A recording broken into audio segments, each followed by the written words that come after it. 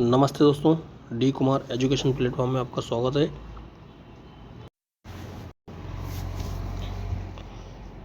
मेरा एक छोटा सा प्रयास है, आपको अच्छा लगे तो अधिक से अधिक लाइक कीजिए, शेयर कीजिए और सब्सक्राइब कीजिए। दोस्तों, हम क्लास 6 की सामाजिक विज्ञान का अध्ययन कर रहे हैं, जिसमें 21वां अध्याय और त्रिस्तरीय पंचायत चुनाव के बारे में, पंचायत के बारे में पढ़ रहे हैं, जिसमें ग्राम पंचायत के बारे में देखते हैं। दोस्तों, ग्राम पंचायत का गठन कम से कम 1000 की आबादी पर किया जाता है। ग्राम पंचायत का गठन कम से कम 1000 की आबादी पर किया जाए, यानी कि जिस गांव की जनसंख्या 1000 है वहाँ पर ग्राम पंचायत का गठन किया जाता है, यानी कि वहाँ स्वतः ग्राम पंचायत बन जाती है। जिन गाँवों की आबादी इतनी संख्या में नहीं होती है वह पास के गाँव में उसे जोड़ा जाता है, यानी कि दूसरे गाँव जहाँ जनसंख्या अधिक है वहाँ ग्राम पंचायत होती है और उस ग्राम को उस गाँव ज़्यादा संख्या वाले ग्राम से जोड़ा जाता है। ग्राम पंचायतों में ग्रामों को कई छोटे छोटे क्षेत्रों में बांट दिया जाता है, उसे वार्ड कहते हैं। ग्राम पंचायत में वार्ड होता है दोस्तों, और वार्ड के भी चुनाव होते हैं, उसे मेंबर कहते हैं दोस्तों, यानी कि नगर पालिका में पार्षद कहते हैं और ग्राम पंचायत में मेंबर कहते हैं, यानी कि पंच। ग्राम पंचायतों में गाँवों के कई छोटे क्षेत्रों में बांट दिया जिन्हें वो वार्ड कहते हैं। प्रत्येक वार्ड के लोग अपने प्रतिनिधि चुनते हैं, जिन्हें पंच कहते हैं। पंचों का चुनाव मतदाताओं द्वारा किया जाता है। दोस्तों, मैंने अभी थोड़ी देर पहले बताया कि उन्हें पंच कहते हैं, यानी कि पंचों का चुनाव भी मतदाता द्वारा किया जाता है। कई निर्विरोध भी चुने जाते हैं। दोस्तों, ये मतदान हो रहा है ग्राम पंचायत का, जिसका एक छाया चित्र है। मतदाता 18 वर्ष या इससे अधिक आयु के प्रत्येक स्त्री पुरुष को जिनका नाम उस क्षेत्र में मतदाता सूची में दर्ज होता है उसे मतदाता कहते हैं। अब यहाँ प्रश्न उठता है दोस्तों, मतदाता किसे कहते हैं? ग्राम पंचायत इससे अधिक आयु के प्रत्येक स्त्री एवं पुरुष जिनका नाम उस क्षेत्र की मतदाता सूची में है उन्हें मतदाता कहते हैं। चुनाव के समय मतदाता अपना मत देकर प्रतिनिधि चुनते हैं। इस अधिकार को मताधिकार कहते हैं। यानी दोस्तों, मत यानी जो बैलेट पेपर होता है, और मतदाता और बैलेट पेपर का डालने वाला, और मताधिकार जिसका वो उपयोग करता है। एक ग्राम पंचायत में कम से कम 10 और अधिक से अधिक 20 वार्ड होते हैं तथा इनकी इतनी ही संख्या में पंच होते हैं। न्यूनतम 10 वार्ड होते हैं दोस्तों और अधिकतम 20 होते हैं। प्रत्येक वार्ड में यथासंभव मतदाताओं की संख्या लगभग समान रखी जाती हैं। ग्राम पंचायत में कुछ सीटें अनुसूचित जाति जनजाति के लिए आरक्षित की जाती हैं। 1/3 सीटें महिलाओं के लिए भी आरक्षित है। यह व्यवस्था आरक्षण कहलाती है। दोस्तों, ये तो बेसिक चीज़ें हैं। दोस्तों, जनसंख्या के हिसाब से सीटें आरक्षित रहती है। महिला पुरुष की सीट भी आती है, ST SC OBC की जनरल की सीट भी आती है। दोस्तों जनरल की नहीं आती दोस्तों, अनारक्षित की आती है। सरपंच ग्राम पंचायत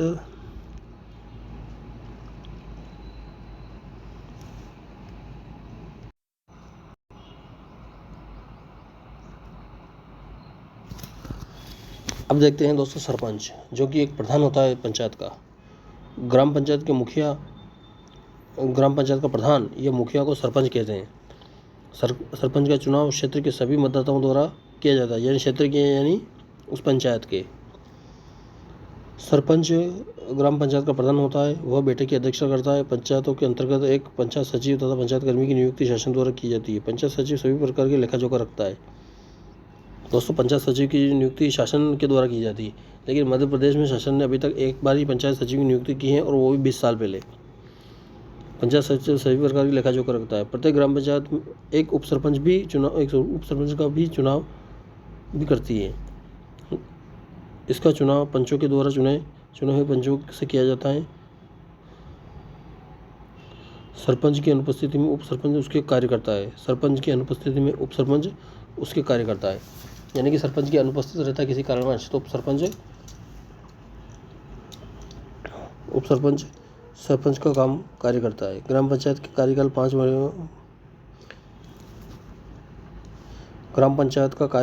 5 वर्ष निर्धारित है।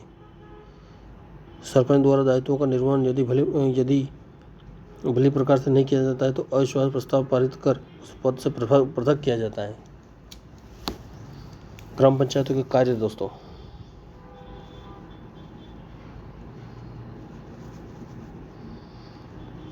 और दोस्तों ग्राम पंचायत के क्या क्या कार्य हैं।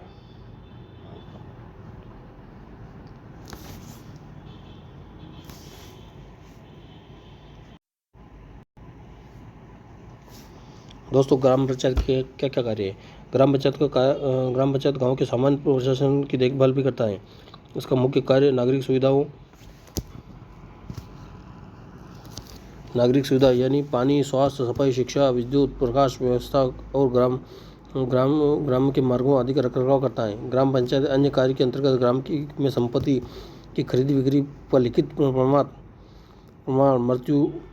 जन्म मृत्यु का विवरण, हाट मेला का आयोजन, वृक्षारोपण जैसे कार्य भी करता है। ग्राम पंचायत के आय के साधन।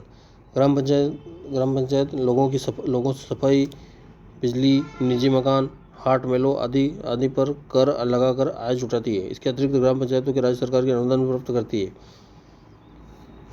कौन कौन से टैक्स लगाती है ग्राम पंचायत, दोस्तों अभी यहाँ पे बता सकते हैं। ग्राम पंचायत को लोगों से सफाई, बिजली, निजी मकानों, हाट मेलों आदि का कर लगाकर आय जुटाती है। इसके अतिरिक्त ग्राम पंचायतों को राज्य सरकार से अनुदान भी प्राप्त होता है। ग्राम पंचायत का वार्षिक आय व्यय लेखा ग्राम सभा में बैठक में प्रस्तुत किया जाता है। ग्राम सभा। अब दोस्तों देखते हैं ग्राम सभा क्या होती है। प्रत्येक गांव में एक ग्राम सभा होती है। यह सभा ग्राम पंचायत के सदस्यों के द्वारा चुनाव करती है। यह सभा ग्राम पंचायत के सदस्यों का चुनाव करती है। ग्राम सभा गांव के सामान्य सभाएं। ग्राम सभा की बैठक प्रति 3 माह में होती है। ग्राम सभा में गांव के लोगों अपनी समस्या की चर्चा करते हैं। प्रत्येक क्षेत्र में रहने वाले सभी मतदाता ग्राम सभा के सदस्य होते हैं। यानी ग्राम सभा के क्षेत्र में रहने वाले कोई भी व्यक्ति ग्राम सभा का सदस्य हो सकता है। ग्राम सभा नीतिगत निर्णय लेती है तथा ग्राम पंचायत द्वारा किए गए कार्यों की समीक्षा करती है। यानी कि उसका लेखा जोखा भी देखते हैं कि पंचायत सचिव एवं सहायक सचिव सही ढंग से कार्य कर रहे नहीं कर रहे। लेकिन आज के वर्तमान युग में ऐसा नहीं है दोस्तों। सभी तरफ भ्रष्टाचार व्याप्त हैं। कुछ जगह कुछ पंचायतें ईमानदारी से काम भी कर रही हैं। दोस्तों ग्राम पंचायत की गतिविधियों का कार्य। शिक्षा संबंधी। हालांकि दोस्तों शिक्षा संबंधी कोई कार्य होता नहीं है ग्राम पंचायत में। ये ग्राम पंचायत माफ़ कीजिए दोस्तों।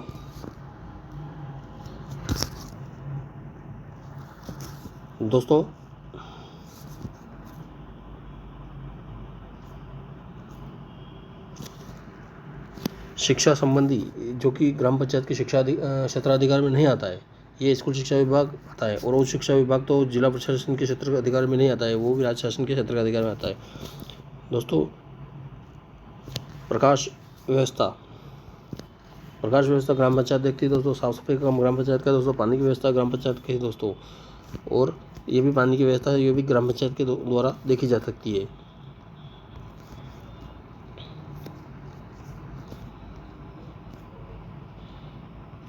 इस तरह ग्राम पंचायत की गतिविधियों में कार्य देखे हमने दोस्तों।